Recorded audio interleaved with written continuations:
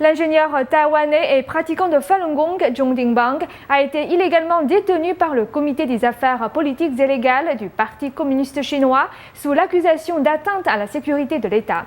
L'incident a soulevé certaines questions au sein de différents groupes.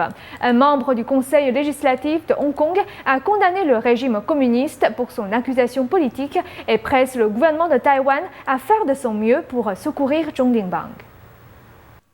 Zhong Dingbang a été illégalement détenu depuis près de 3 semaines et sa situation reste inconnue à ce jour, ce qui inquiète beaucoup sa famille. Le membre du Conseil législatif de Hong Kong, Chan Shu-yin, s'est dite très préoccupée par la situation de Chang. Elle a critiqué le gouvernement chinois pour avoir illégalement arrêté Chang sous la soi-disant excuse d'atteinte à la sécurité de l'État et qualifié son accusation de totalement politique.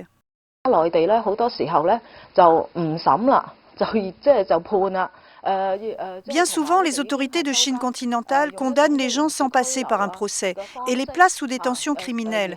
Et durant la détention, ils traitent les gens injustement et utilisent même des moyens de torture. Cela va complètement à l'encontre des droits humains ou des procédures judiciaires normales.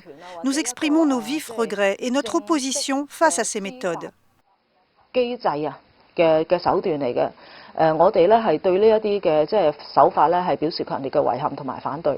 Selon Chan Shu-yin, sous le blocus de l'information du régime communiste, même si Zhong Dingbang a essayé de diffuser la vérité en interceptant les signaux de télévision, il ne devrait pas être condamné. Chan encourage les gens en Chine et en dehors, et en particulier le gouvernement de Taïwan, à tout faire pour secourir Zhong Dingbang.